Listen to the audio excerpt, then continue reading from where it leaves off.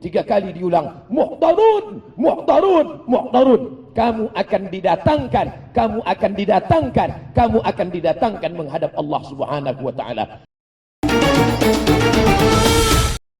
A'udzu billahi minasy syaithanir rajim. Bismillahirrahmanirrahim. Kemudian kita diajak membaca Yasin. Kenapa mesti Yasin? Nanti bapak ibu ditanya pulang, Bu, kenapa baca Yasin? Kata ibu itu menjawab, kalau Al-Baqarah kepanjangan. Kenapa mesti Yasin? Karena dalam Al-Quran, buka tafsir Ibnu Katsir, Abul Fida Ismail Ibnu Katsir, tafsir Al-Quranil Azim. Di situ dituliskan satu hadis, man qara'a Yasin fi lailatin, siapa yang baca Yasin pada suatu malam, asbaha maghfuran lah, maka pada waktu subuhnya dia sudah dapat ampunan Allah. Yang baca Yasin tadi malam, malam Jumat, maka subuh tadi sudah dapat ampunan Allah. Yang baca Yasin siang Jumat, maka pada waktu petangnya dapat ampunan pada Allah. Tidak khusus hari Jumat. Pak Ustadz, kata jamaah, apa hukum baca Yasin malam Jumat? Nabi tidak katakan malam Jumat, setiap malam baca Yasin. Tapi karena tak sanggup tiap malam, dipilihnya malam Sayyidul Ayyam, malam Jumat. Tiap malam baca Yasin, tak sanggup tiap malam, maka malam Jumat seminggu sekali. Seminggu sekali pun tak sanggup, innalillah wa inna ilaihi raji'un. Mati sajalah.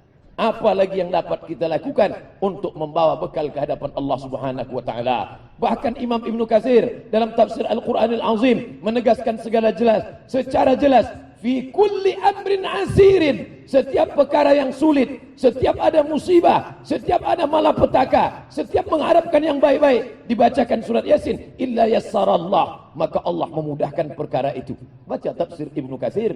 Kenapa Ustaz rujuk Ibnu Katsir? Ibnu Katsir adalah ahli tafsir dan ahli hadis, paling selamat dari riwayat-riwayat palsu.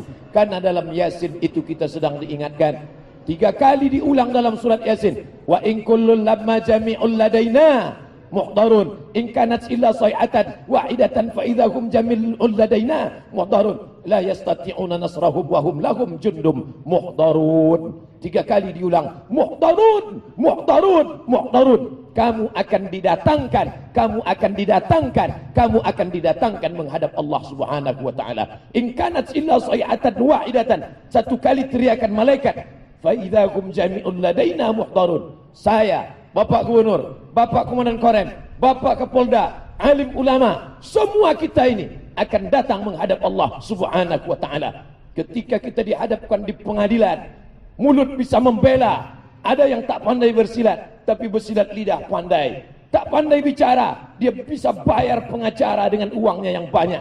Tapi Yasin mengingatkan kita, baru kita baca, al-yauma nakhtimu ala afwahihim, saat itu mulut terkunci, wa tukallimuna aydihim, tangan yang dulu menanda tangan, yang dulu berbuat, tangan akan bersaksi, wa tukallimuna aydihim, kaki akan bersaksi, wa tashhadu arjuluhum, kaki akan memberikan persaksian, bima kanu yaksibun, semua perbuatan yang pernah kita lakukan. Mulut terkunci, tangan bicara, kaki bersaksi. Itu ada dalam surat Yasin. Makanya orang merenung baca surat Yasin, imannya bertambah, tingkat kebrutalannya berkurang. Kenapa? Karena surat Yasin menjadi perenungan yang luar biasa. Sanggupkah Allah menghidupkan kita yang sudah mati dimakan cacing tanah? Yasin mengingatkan, innama amruhu iza arada syai'an ayyakula lahu kun fayakun. Abdul Samad yang sudah mati dimakan cacing tanah, Allah tunjuk dengan satu kata, kun, maka Abdul Samad akan bangkit menghadap Allah. Ketika itu akan diminta pertanggungjawaban. Semua yang kita lakukan akan dituntut di hadapan Allah. Amat sangat baik surat Yasin ini dibaca. Ada yang tak pandai bersilat, tapi bersilat lidah pandai. Tak pandai bicara, dia bisa bayar pengacara dengan uangnya yang banyak. Tapi Yasin mengingatkan kita, baru kita baca, al-yauma nakhtimu ala afwahihim, saat itu mulut terkunci, wa tukallimuna aydihim, tangan yang dulu menanda tangan, yang dulu berbuat, tangan akan bersaksi, wa tukallimuna aydihim, kaki akan bersaksi, wa tashhadu arjuluhum, kaki akan memberikan persaksian, bima kanu yaksibun, semua perbuatan yang pernah kita lakukan. Mulut terkunci, tangan bicara, kaki bersaksi. Itu ada dalam surat Yasin. Makanya orang merenung baca surat Yasin, imannya bertambah, tingkat kebrutalannya berkurang. Kenapa? Karena surat Yasin menjadi perenungan yang luar biasa. Sanggupkah Allah menghidupkan kita yang sudah mati dimakan cacing tanah? Yasin mengingatkan, innama amruhu iza arada syai'an ayyakula lahu kun fayakun. Abdul Somad yang sudah mati dimakan cacing tanah, Allah tunjuk dengan satu kata, kun, maka Abdul Somad akan bangkit menghadap Allah. Ketika itu akan diminta pertanggungjawaban. Semua yang kita lakukan akan dituntut di hadapan Allah. Amat sangat baik surat Yasin ini dibaca. Menghidupkan kita yang sudah mati dimakan cacing tanah. Yasin mengingatkan, innama amruhu iza arada syai'an ayyakula lahu kun fayakun. Abdul Somad yang sudah mati dimakan cacing tanah, Allah tunjuk dengan satu kata, kun, maka Abdul Somad akan bangkit menghadap Allah. Ketika itu akan diminta pertanggungjawaban. Semua yang kita lakukan akan dituntut di hadapan Allah. Amat sangat baik surat Yasin ini dibaca.